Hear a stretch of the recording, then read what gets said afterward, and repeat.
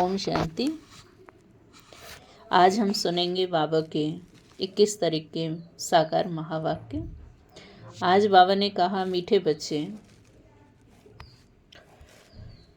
सच्ची कमाई करने का पुरुषार्थ पहले स्वयं करो। सच्ची कमाई करने का पुरुषार्थ पहले स्वयं करो, फिर अपने मित्र संबंधियों को भी कराओ। Charity begins at home. आज बाबा प्रश्न पूछ रहे हैं, सुख अथवा चैन प्राप्त करने की विधि क्या है? सुख अथवा चैन प्राप्त करने की विधि क्या है? तो आज बाबा बता रहे हैं, पवित्रता। जहाँ पवित्रता है वहाँ सुख चैन है। बाप पवित्र दुनिया सतयुग की स्थापना करते हैं।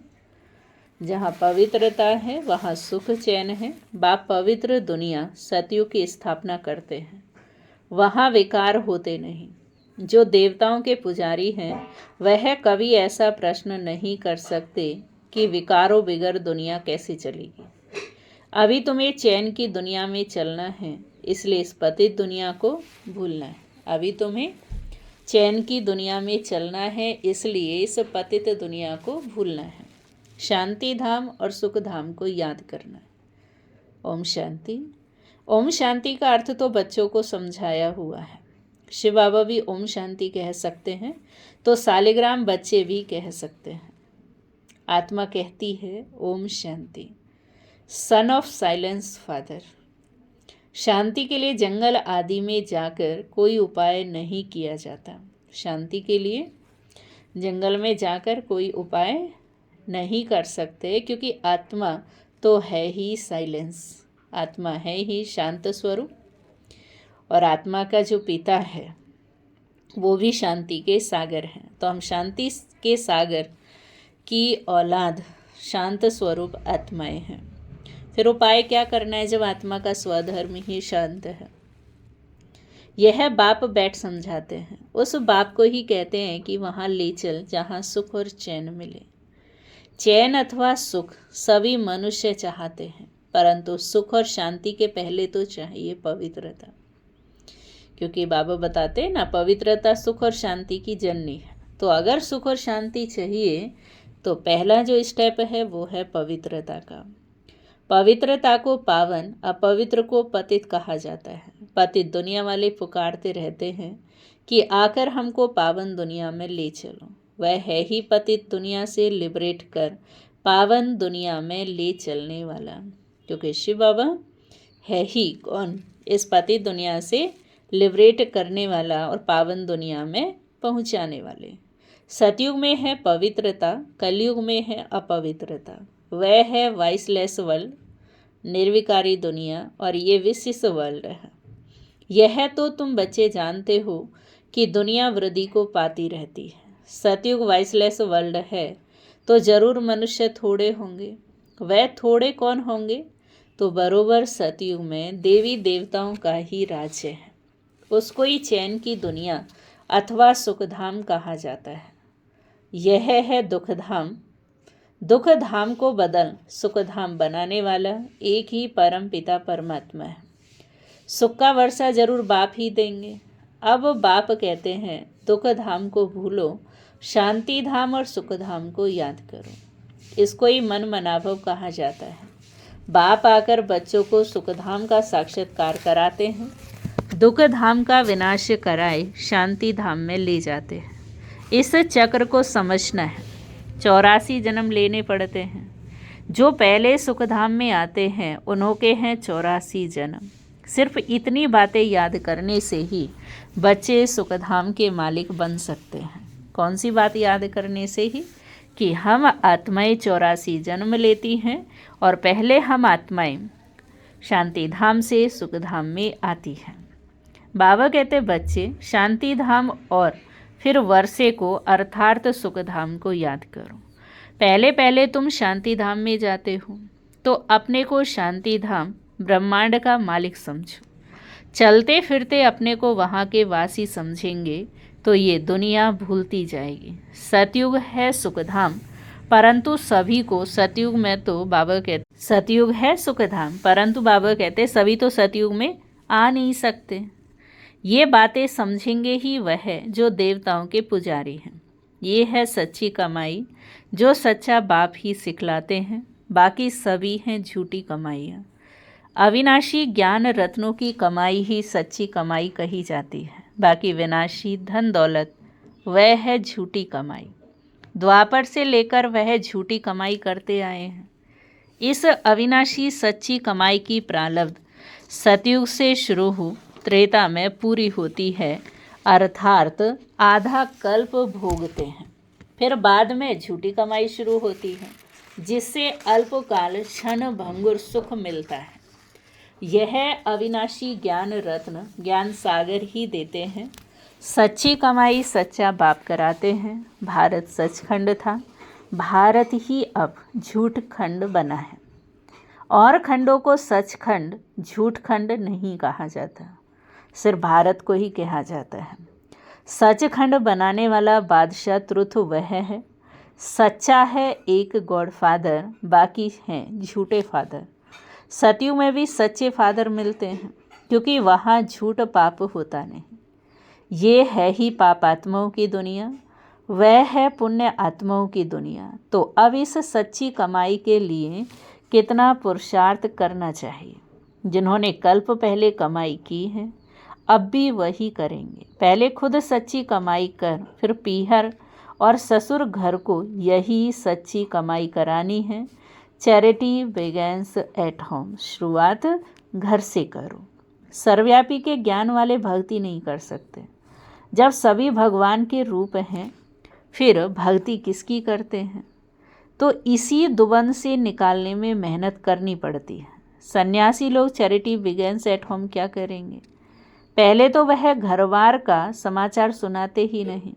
बोलो क्यों नहीं सुनाते हो? मालूम तो पड़ना चाहिए ना, क्योंकि जो भी सन्यासी होते हैं ज़्यादातर वह अपने घर का, कि हम घर से क्यों निकले, हमारा घर कहाँ है, वो नहीं बताते हैं।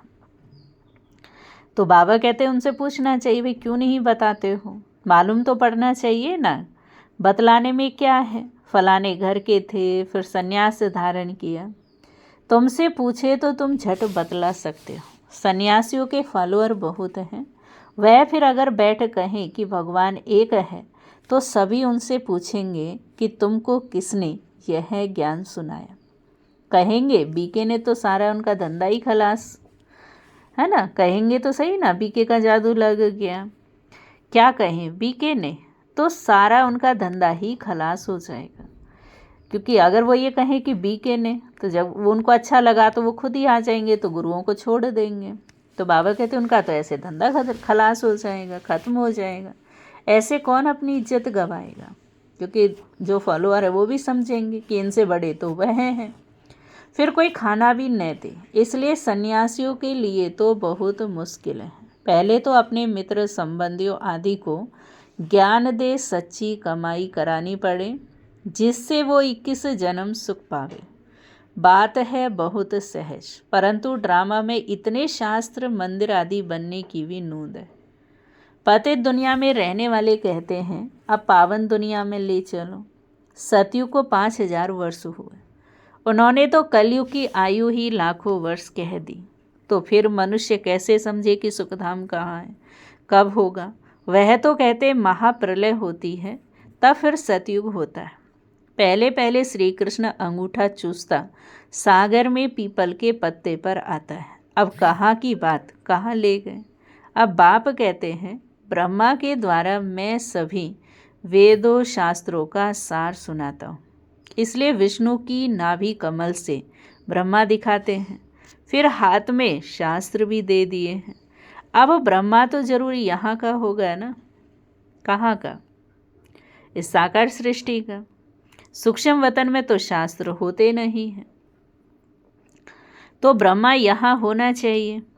विष्णु लक्ष्मी नारायण के रूप भी यहाँ ही होते हैं। कहाँ? इस साकार दुनिया में। सूक्ष्म वतन में तो बाबा कहते कि कुछ है ही नहीं। ब्रह्मा ही सो विष्णु बनता है। जो सारा खेल है वो सूक्ष्म वतन में नहीं, इस साकार लोक में चलता है। यही स्वर्ग था तो यही अब नरक बना। यही सतयुग था, अभी कलयुग है। जब सतयुग था तो लक्ष्मी नारायण का राज्य था। तो बाबा बता रहे हैं कि जब सतयुग था तो लक्ष्मी नारायण का राज, कलयुग में तो प्रजा का प्रजा पर राज्य है, हर कोई स्वतंत्र है। ब्रह्मा ही विष्णु बनता है, फिर विष्णु सो ब्रह्मा बनता है। अब ब्रह्मा से विष्णु निकलता है, वह विष्णु से ब्रह्मा निकलता है। ये सब समझने की बातें हैं, परंतु इन बातों को समझेंगे वह जो अच्छी रीति पढ़ेंगे।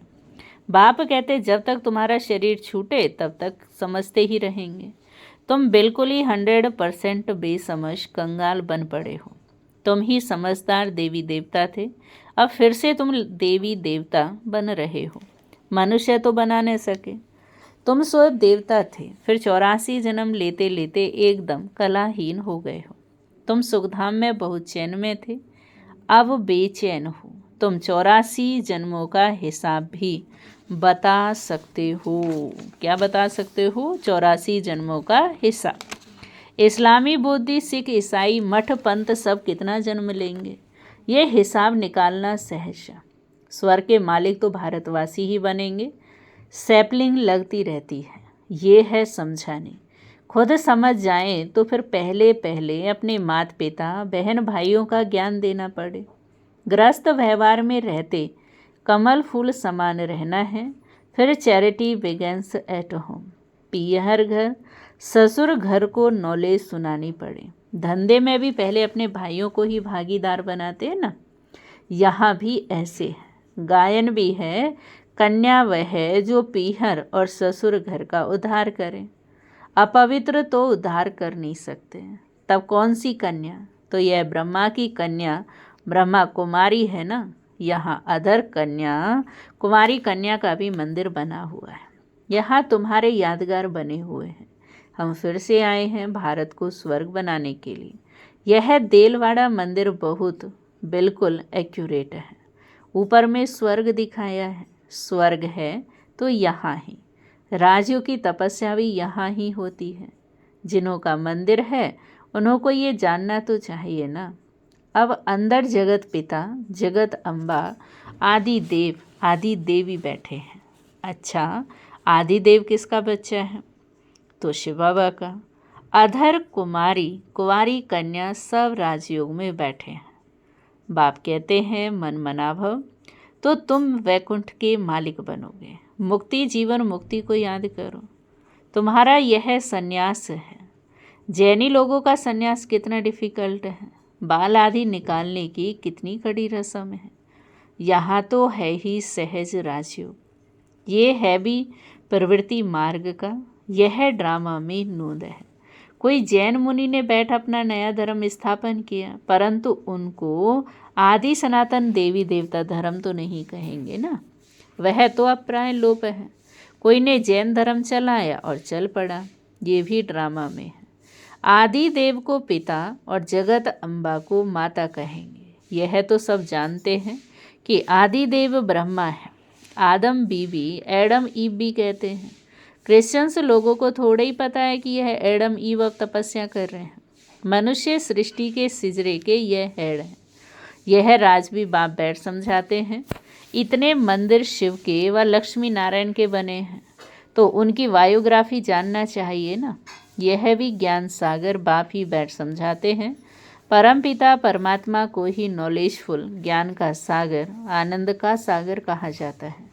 यह परमात्मा की महिमा कोई साधु संत आदि नहीं जानते। वह तो कह देते हैं परमात्मा सर्वव्यापी है, फिर महिमा किसकी करें? परमात्मा को न जानने के कारण ही फिर अपने को शिवोहम कह देते। तो बाबा बता रहे हैं कि परमात्मा को न जानने के कारण अपने को शिवोहम कह देते हैं। नहीं तो परमात्मा की महिमा कितनी बड़ी है। वह तो मनुष्य सृष्टि का बीज रूप है। मुसलमान लोग भी कहते हैं हमको खुदा ने पैदा किया, तो रचना ठहरे ना।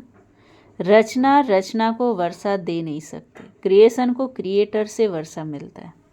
इस बात को कोई भी नहीं समझते। वह बीज रूप है, सत्य है, चैतन्य है।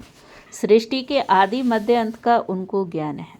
सिवाय बीज के आदि मध्य अंत का ज्ञान कोई मनुष्य मात्र में हो नहीं सकता। बीज चैतन्य है तो जरूर नॉलेज उनमें होगी। वही आकर तुमको सारे सृष्टि के आदि मध्य अंत का नॉलेज देते हैं। यह भी बोर्ड लगा देना चाहिए कि इस पद को जानने से, इस ज्ञान को जानने से तुम सतयुग के चक्रवर्ती राजा अथवा स्वर्ग के राजा बन जाएंगे। तो बाबा कहते हैं यह भी बोर्ड लगा देना चाहिए कि इस पा को जानने से तुम सतयुग के चक्रवर्ती राजा अथवा स्वर्ग के मालिक बन जाएंगे। कितनी सहज बात है। बाप के जब तक जीना है मुझे याद करना है। मैं खुद तुमको ये वशीकरण मंत्र देता हूँ। अब तुमको याद करना है बाप को। याद से ही विकर्म विनाश होंगे। यह स्वदर्शन चक्र फिरता रहे तो माया का सिर कट जाएगा। हम तुम्हारी आत्मा को पवित्र बनाकर ले जाएंगे। फिर तुम सतो प्रधान शरीर लेंगे। वहाँ विकार होता नहीं। कहते विकार बिगड़ सृष्टि कैसे चलेगी। तो बोलो तुम शायद देवताओं के पुजारी नहीं हो। लक्ष्मी नारायण की तो महिमा गाते हैं कि संपूर्ण निर्विकारी, जगत अम्बा जगत पिता निर्विकारी है। राजियों की तपस्या कर पति से पावन स्वर्ग के मालिक बने हैं। तपस्या करते ही हैं पुण्य आत्मा बनने के लिए। अच्छा, मीठे मीठे सिखिलदे बच्चों प्रति माता पिता बाप दादा का याद प्यार और गुड मॉर्निंग। रूहानी बाप की रूहानी बच्चों को नमस्ते।